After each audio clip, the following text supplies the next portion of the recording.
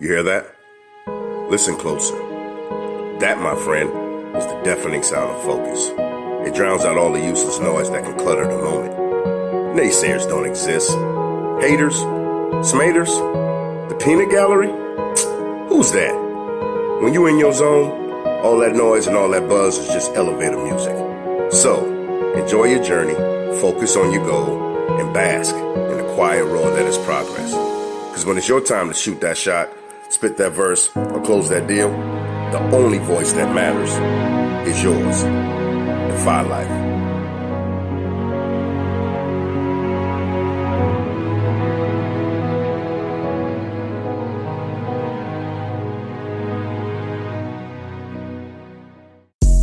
The following podcast is being brought to you by the Defy Life Podcast Network.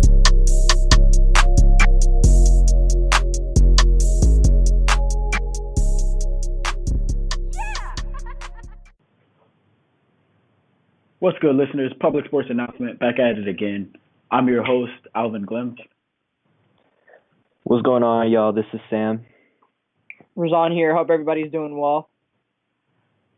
PSA back here with episode 21. You can listen to this episode and any of our last episodes on Go Defy Life, iTunes, Google Play, iHeartRadio.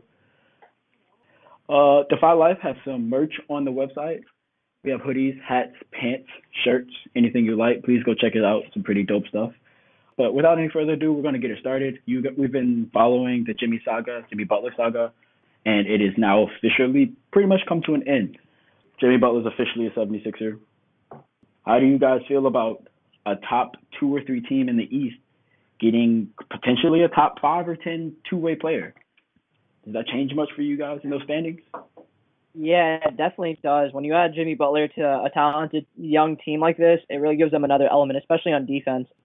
I think Jimmy Butler is a hell of a player offensively, but I think he's better defensively, which talks to how great of a player he really is. If this team can put it together over the next 10, 15 games, they could definitely make a run for the top spot in the East. The Bucks have been playing really well lately, and Celtics, even though they're going through some trouble, they're still, I think, the best team in the East. So getting Jimmy Butler definitely puts them a foot forward, but we just have to see how the team chemistry happens. And I like what Jimmy Butler said about Markelle Fultz, who's been struggling a lot lately, is that he has talent and he works hard. And that's what Jimmy Butler wants, which is the exact reason he said he wanted to get out of Minnesota, is because there's a lot of immaturity. There's people just walking and not giving a shit about basketball. And what he wants is to be around a team that cares about basketball just as much as he does. And we all know that Joel Embiid does. We all know that Ben Simmons does. And it seems like from what Jimmy Butler has heard about Markelle Fultz, he does too. My only thing with this trade was that I really like Dario Saric, and I think he is a hell of a player. He played really well in the playoffs last year too. He was a pretty good player all around. So I think they're going to miss him, but they have Jimmy Butler, and they should be excited about what they have and what they could be doing going forward. Yeah, by no means am I ever going to be mad at a team for acquiring a player like Jimmy Butler. He's top 10 talent in the league, and being a two-way player just adds to that. But I think the Sixers are in a worse place than they were a week ago now, because they traded away 2 very important role players on the team, Robert Covington and Dario Saric. Probably their best three-point shooter in Covington. And they bring in Jimmy Butler to a brand new team, knowing that he's played with before. They got to get the chemistry all right with Jimmy. Almost 20 games into that season, but this is a team that's been together for a few years now. Throwing Jimmy Butler in the mix, I think it's going to take some adjustment, and we're going to have to be patient with this team because they're still really young, and Jimmy Butler is now, by age, he's the leader of this team. Like, he's the oldest, most experienced, and best. So we got to give him time to come in and step into that leadership role and give the other players time to buy into that. And just my apologies. His name's Robert Covington.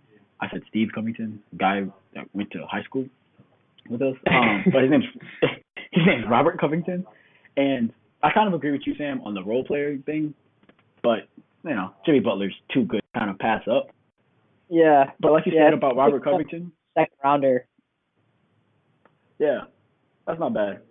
And what you said about Robin Covington, about his three-point shooting, you're absolutely right. He's one of the best shooters in the league, but he's also there. He's also the Sixers defender, and so Jimmy Butler's probably a better defender, but now you've given up a lot of length and a good defender. Jimmy Butler is on the small side if you're looking at small forward. Covington's the exact opposite. So he's got a 6'9" body, build, long arms. He's got a better chance at guarding someone like Kevin Durant and maybe even LeBron James because of his size. I've seen Jimmy Butler guard LeBron James. He does a hell of a job. You can definitely see he's outmatched physically, as everybody is with LeBron, but you want somebody a little bigger with the same kind of defensive tenacity. The good part about that is LeBron's in the West now, so they don't have to worry about that. That's true. That is very true. Yeah, you're right. They're not even going to see LeBron. But Kevin Durant and those kind of freaks. Giannis Antetokounmpo. There's a lot of guys that you probably want a little links for. But with that being said, I love what Jimmy Butler said about Markelle Fultz because I'm a believer in Markelle Fultz. I don't know. I don't know what's going on. He's the single most puzzling basketball thing I've probably ever seen. It just doesn't make any sense to me. It's absolutely it's crazy. And they say he's got the yips, which is a lack of confidence, thinking too much. And I get that. I've been in those phases for very short times, but he's for so long and it's affecting his game so much. It's kind of crazy.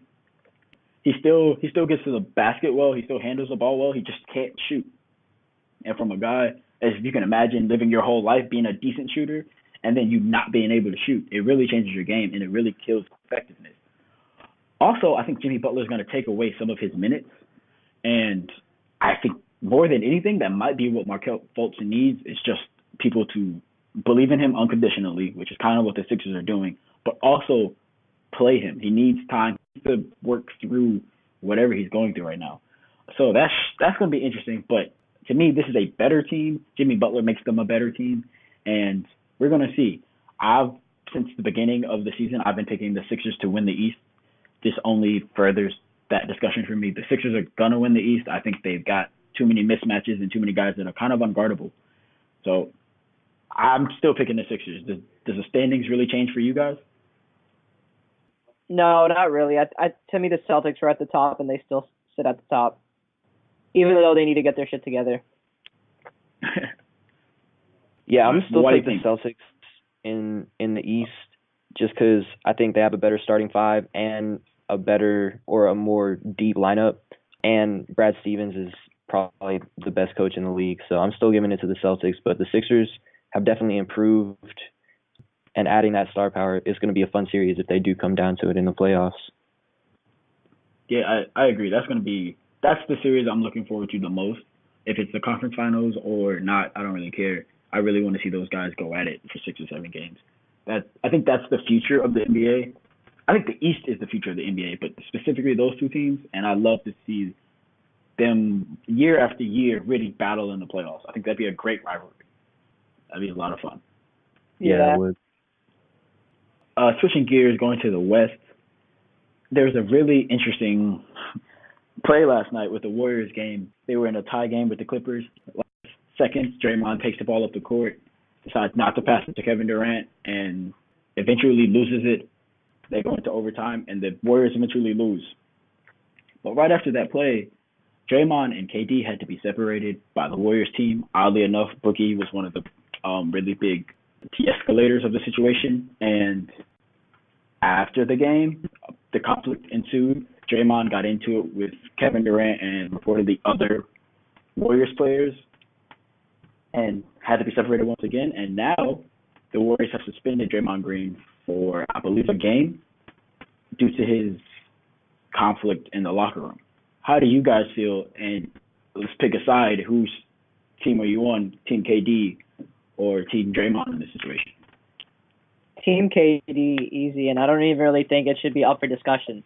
I don't really know what Draymond was thinking, just running the ball up the court, and literally the Clippers team collapsed on him just because they thought that he was going to take it to the hoop, and they just kind of collapsed on him. I don't know if he had any plan on passing the ball out, because if he had passed it to the player making a run in the middle, that player could have kicked it back out or laid it up himself, and it would have been a pretty good situation. But he just kind of kept running, turned the ball over, and KD was yelling for the ball and needed it and wanted it, and clearly it pissed everyone off. They ended up losing the game. They made an 11-point run in the final 5 minutes of the game, I think, to come back.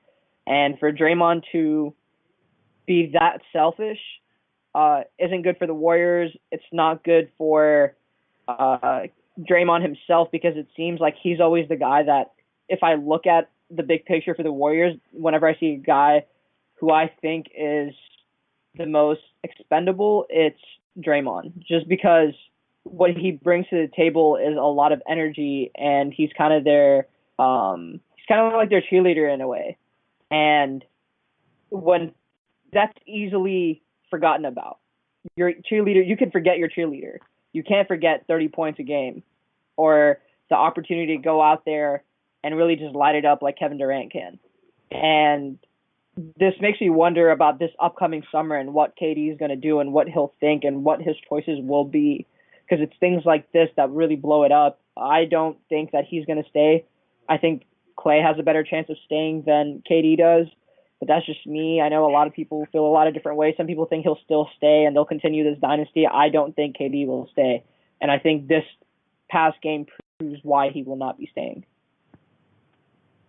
Yeah, in terms of the play, it's definitely team KD, even though it's still fuck KD. But, you know, he's open running down the court. He's the best scorer on any court in the NBA.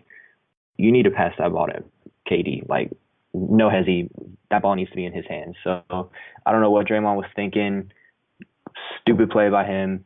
Afterwards, you know, this is a team that we constantly see stories about their locker room. You know, some are really positive, how they made fun of Fergie, how when KD first got there, you know, they were talking about how everyone gets along so well.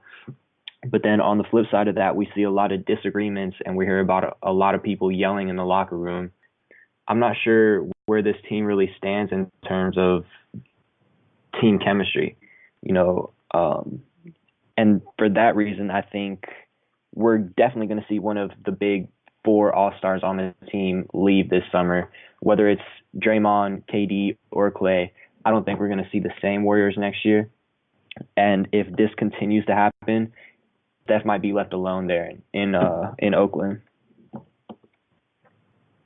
Wow, I'm team Draymond in this sense. I think when I look back at the play, Steph Curry's not playing. So your guards are Draymond and KD. Those are the guys bringing the ball up the court in that situation.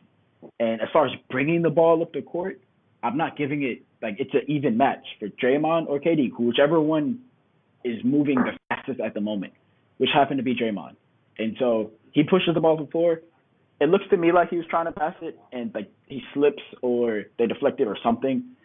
But I'm pretty confident right there, Draymond's making the right play and it just doesn't go his way. For KD to make the comments that he did and whatever got it to this point seems a little extra and a little childish to me, because it's not a bad play. It was just, it's me or you. I'm taking it up. The play is probably eventually going to come back to KD if we slow it down, but he doesn't, because like you said, Razan, that guy is open cutting right down the middle. That's a bucket right there. They're going to score, but the ball slips out of Draymond's hands. KD, relax. I'm trying to make the ball. I'm trying to make the play, and the ball slips. It happens to the best of us. I understand you wanted the ball right there, but in this situation, the game tied. Steph Curry's not in the game. Why? Like, it's a toss up for me. And one thing the reason why I think KD reacted like that is because you know who probably did that to him all of his career? Russell Westbrook. That's probably why he left OKC. This is the exact play that Russell Westbrook makes, and it pisses Kevin Durant off to a core, which I understand. Like that is what this is, and Kevin Durant needs to let that hurt go, because in that situation, either one of y'all can bring it up the court. Draymond attacks defense, makes a good play. Had it been KD, he does the same thing. The ball just maybe slips it, maybe it doesn't.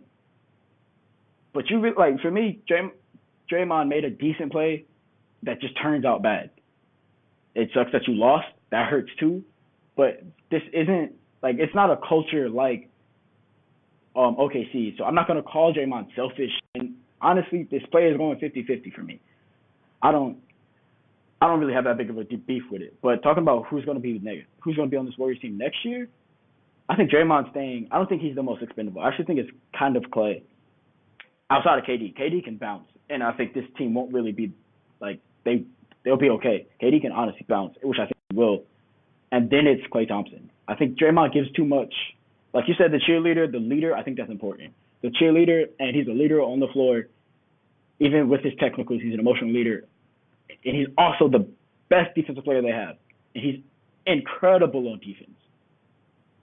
Incredible. Yeah, I just don't know if this team to me is more dangerous with Steph and Klay than Steph and Draymond.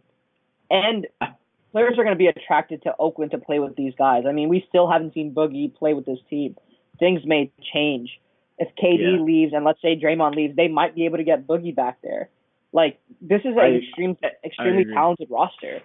And they're not, I don't think. I forgot about Boogie. If KD, right, like you forget about one of the best centers in the league because he hasn't played yet and they're still a pretty good fucking team. My thing with KD is that even if he leaves, this team is still the best team in the West to me. The Rockets are fluttering. You don't know what's happening with Melo. Chris Paul isn't going to be in the league much longer or play at a very high level, even if he is. This is still the Warriors league and definitely the Warriors conference. They're still winning the championship this year because they're too damn good. And when next season all rolls around, it's going to be really interesting to see what he does. There's a lot of rumors already of where he might potentially go. There's a lot of teams that could use him, and it'll be fun to see how this all plays out because apparently, Alvin, you and I have talked about it before that KD has some character issues, and it's been a problem. And those reports came out, I think, during the playoff run last year, and people talked about the type of person KD is and how he's kind of selfish. He doesn't gel with everybody else. But at the end of the day, all they cared about was winning.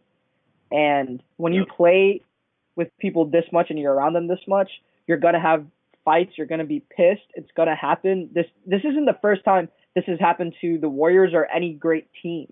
LeBron and Wade used to get into arguments all the time. And they were pretty bad arguments. But the shit happens. It makes you better. It makes you want to win more. And that's exactly what they're going to do. It doesn't change their outlook for the rest of the year. They're 100% going to keep winning. Yep. And I don't think this conflict affects the team kind of at all. I think this is going to it's just one of those things that you have. You're right. When you're amongst the same guys over and over who want the same thing, you are going to fight and argue. But to your point, also, this play and the fact that Durant got mad, does it not feel a little selfish in how mad he is? I understand that you are the best player in the world, but like that's absolutely. To get that pit, and I felt like Draymond walked out of the huddle. They sat down, and you could kind of tell. Like KD, I don't think he was as pissed. He became more pissed after Draymond's reaction, and Draymond got pretty. I think it was escalated already, and Draymond kind of took it to another level. And that not only pissed KD off, that pissed a lot of his teammates off because he's not owning up to his mistake, no matter how it played out. Yeah, and I would bet he probably isn't. But the mistake is, for me, that the ball slips in the end. I don't think it's a mistake that he didn't pass it to Kevin Durant. Yeah, I don't think that's a mistake either. That's the way it is. Wow. I forgot about Boogie Cousins. That team is unreal. God, man. But you mentioned the Rockets earlier, and some interesting news came out. Apparently, the Rockets are trying to get rid of Carmelo Anthony. Reports say not going to be on the team for very long. The general manager came out and denied that. But, how could you really say a guy's not going to be on the team for very long in a press conference? So who knows if that's really the truth. And Melo's pretty much been thrown under the bus as the problem with this Rockets team. We've talked about Melo a few times on the show, and we didn't expect much from him, and we knew that his defensive lapses would be a problem. And apparently he's a real defensive liability. they're 11 points worse when he's on the floor defensively, and he's not shooting the ball that well. But at the same time, do you guys think he's the problem with the struggling Rockets, and getting rid of him can, I don't know, propel them into back to what they were last year? Obviously, Melo hasn't played the way they wanted him to. I don't think he has the past few years with the Rockets or OKC. I think he's clearly declining. Like, we can see him having less impact on the basketball court each and every night. So it's sad to see a great go out like this, but I think it's the right move to let Melo go. If we want to see Melo play again, he's going to have to drop his ego and go play for a pretty shitty team that he probably doesn't want to play for. But let's not sit here and act like the Rockets being 5-7 is Melo's fault. Y'all got way bigger problems than just Melo, okay? First off, letting go of Trevor Ariza was a horrible decision. Stupid as fuck. Stupid. He was your third best player last year, both offensively and defensively. Probably the best two-way player y'all had. Y'all gave him up, and now y'all are starting Melo instead of him. Either way, get rid of Melo. You don't really have much to replace him with. The rest of your team is sorry. They're not as good as last year. Y'all got to make something shake, because right now you're not looking like a top 3 team in the West at all. Barely even top 8. Yeah, I agree 100%. Replacing Melo is not going to be tough for this Rockets team. You just kind of need somebody who's not that good at what they're trying to do. Replacing Trevor Ariza is extremely tough, and the Rockets are finding that out the hard way. Bringing a guy who is selfish with the basketball and doesn't play good defense isn't who you want to have replace Trevor Ariza. Like you said, he's one of the best two-way players on this team, and he's consistently a good defensive player. He would usually lock down the opponent's best defensive player unless he was a point guard. So now we're looking at this situation, and I do think Melo is a scapegoat here. Everything that was just said about Melo is just talking about how his career is on a decline, not why the Rockets are on a decline. This team isn't playing well because of what they did last year was an offensively firepower team, and teams figure out how to stop you. That's just what happens, whatever sport it is. The reason teams can't stop the Warriors is because you can't stop people from shooting threes 50% of the times. It's just going to happen. Clay, Steph, and KD are just going to pull up as much as they want. You can't stop that. The pick and roll, the isolations, you could stop those. Good defensive coaches can stop that. And that's what's happening. Even though Harden's having a really good season, it's not nearly as efficient as it was last year. This whole team isn't having an efficient year. So I think that they kind of need to get it together. And if the players feel like Melo's their concern, then okay, Melo's gone, and he will be soon. And then you still have to come together and realize what the root of the problem is, because it's not Melo. And I think CP3 is a good enough leader to realize that. He has things that he needs to address as well. It's just kind of disappointing. There's a few teams out there that just aren't playing well and up to their standards and what we expected out of them. The Rockets definitely being one of them. I agree with both of you guys that Melo is the scapegoat 100%, and the Rockets made a bad decision and letting go of Trevor Ariza and trying to replace him with Carmelo Anthony. But one thing I don't understand from the NBA is, like you said, Sam, he's been bad. Carmelo Anthony's been declining for a while, and teams still sign him year after year like, oh, he's going to be something that he was, and he's not that guy anymore. I don't know why teams can't believe that, know that when they sign him, and just use him as purely that. You cannot tell me that Carmelo Anthony couldn't be one of the league's best second-team scorers. Not necessarily six-man, but in that second unit, I'm the guy that we go to when we need a bucket. Yeah, offense absolutely. kind of runs through me. Why can't he do that? You telling me he can't be that? That's crazy. He can still score the ball at a semi-efficient rate and He doesn't play defense, but that's fine. Nobody on the second unit does.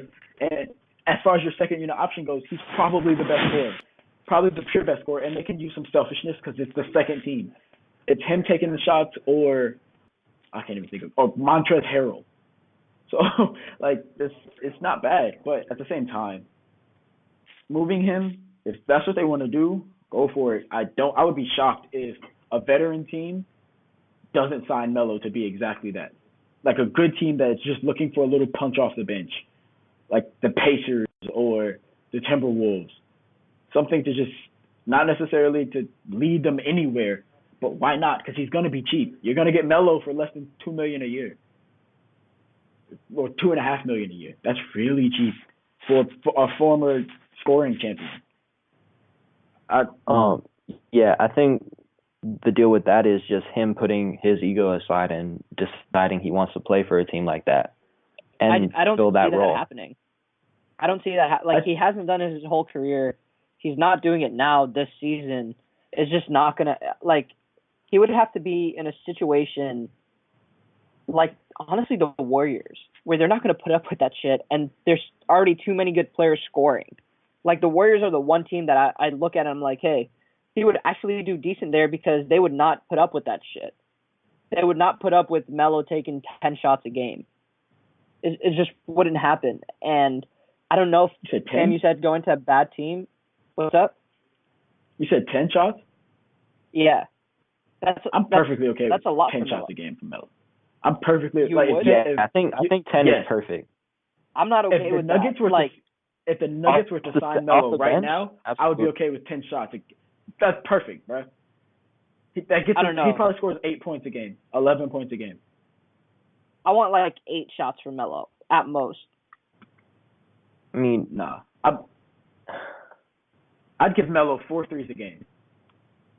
I honestly, I don't think it's the number of shots he takes; it's the role that he fills.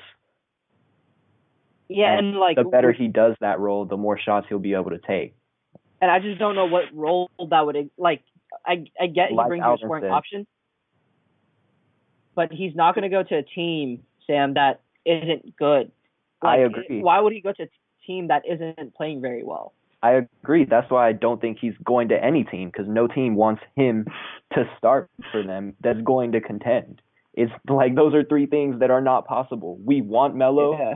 We're contending, and we need a starting power forward that fucking does what Melo does. There's no team exists like that. He's gonna have to make some compromises. I'm pretty sure he's compromised starting, which for me, he compromised that with the Rockets kind of early in the season, and then he ended up starting for some reason. But for me, that's a step in the right direction after, like he said, he was humbled more than he was at any point in his career when he got waived by the Hawks. So boom, you got humbled there. You're about to get waived by the Rockets. That's another humbling back to back. You don't want to start. I mean, you wanted to start. You didn't get that.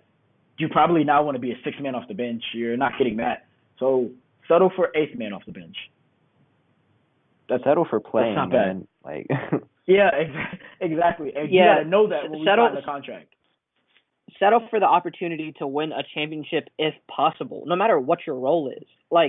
You just have to do it. You haven't even been close to a championship. Well, where you're best friends with fucking LeBron James and Dwayne Wade. Collectively, they have 6 championships.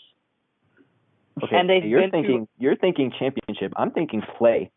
I know, but I'm saying the only way I think he does that of just playing is if he has a chance to win a championship, and I think that should be his mindset. I don't think it's going to be, hey, let's go play for the Suns because they'll give me the most minutes. I think it should be, if I can play 15 minutes or 15 to 18 minutes a game for a contending team, I'll do that. Even if I have to play 12 minutes for them, I'll do that to win a championship. Yeah, I think that's asking for a lot, and that's not. I think Melo is winning if he gets any minutes with any team, bro. I don't know. If I were him, then I'd rather, if I'm not getting to a team, honestly, I'd rather retire if I'm not playing for a team that has a chance to win, because I'm just at that point in my career. It's not like he needs money. He's made well over $200 million in his career. I'm not retired. Yeah, that's why it's not about money. It's about playing basketball. Do you want to keep playing basketball? Yes or no? If not, retire. That's the key. I'm not stop playing because I think that's too precious. Like retiring means too much for him to retire right now. He can still play somewhere somehow. So I don't know. It'll be an interesting situation for him.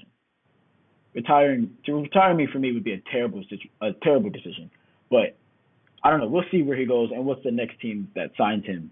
Because yikes. Do y'all think the Rockets can turn it around? I definitely do. Yeah, they're talented enough. Yeah. They're not going to be nearly as good as they were last year, but James Harden and Chris Paul. James Harden by himself can get you to the playoffs. Chris Paul with the addition, they should be okay. I don't know when they're going to turn it around. I don't think this is a top 4 team in the West, though. I think they're like a 6 seed. Yeah, probably. Maybe. But I don't really want to see them in the playoffs, though. I know that. Like that, they're probably going to be a 6 seed. I'm probably not going to want to see them. Yeah, I wouldn't either. That's 1 6 seed I do not want to see. I don't want to see at all. But we'll see because they do look ugly. They look really bad right now. Really bad. Going on to the NFL on Monday, this coming Monday, Week 11, one of the biggest matchups of the year. Kansas City Chiefs and the Los Angeles Rams. Monday night, prime time. This is as good as it gets. The Rams have 1 loss and the Chiefs have 2.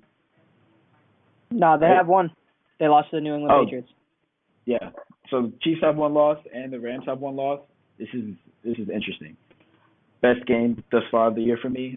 I'm looking forward to it a week early, and it's not even a Steeler game. So, in this big matchup, who you guys got? The fire offense in the Chiefs or that two-sided football team in the Rams? I don't think they're two-sided. I don't think you could say that about the Rams anymore. They have given up over 1,000 yards their past 2 games. They're just not that good of a defense. They don't really have top cornerback play. They could rush the passer like hell. I mean, Aaron Donald's leading the league in sacks, but I don't think I can necessarily call this team a two-way team. I don't think there's a two-way team really in the NFL right now. The Saints don't really have a good defense. Chiefs don't have a good defense. And I don't think the Rams have a good defense. I wouldn't put them up there with some of the better ones. Like, potentially the Texans, the Jaguars have been fluttering. But, yeah, I just don't consider the Rams a top defense. Yeah, I agree. They're definitely not. Well, I think they're like in the 20s in terms of defensive efficiency. The cornerback play has been horrible. Marcus Peters has underperformed. Keith Talib needs to come back and get healthy because I think he will make a huge difference. I think once Talib comes back, we'll kind of see what this defense was meant to be. But, yeah, I think in terms of this specific matchup, the Chiefs are scarier to me. They can hit you with a knockout or a home run right off the bat, or they can chip away, or they can beat you with the run game. They have so many different options, so many different weapons, such great coaching, and I think the defense is a little bit better than the Rams, not to mention the special teams as well.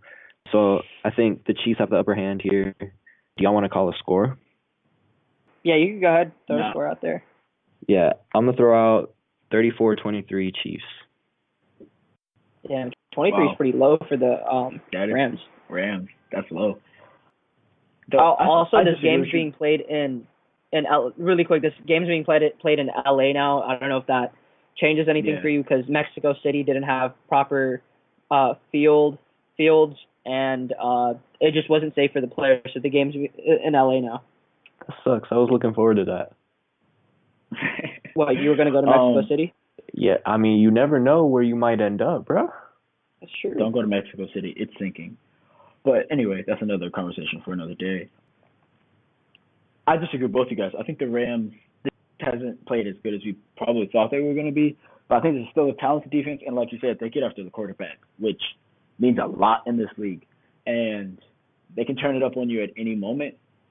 But that being said, I still am taking the Rams. They are just the best. They're best team in the league to me right now. And they're playing very, very well. I don't see anybody really stopping them on offense. And their defense, you're just going to have a great quarterback. Maybe Patrick Mahomes has it in him right now. I don't really see it. I don't see him winning this game, but we never know. This might be one of. I mean, he has had an amazing season. This could just continue on that track. But right now, I'm pulling the Rams.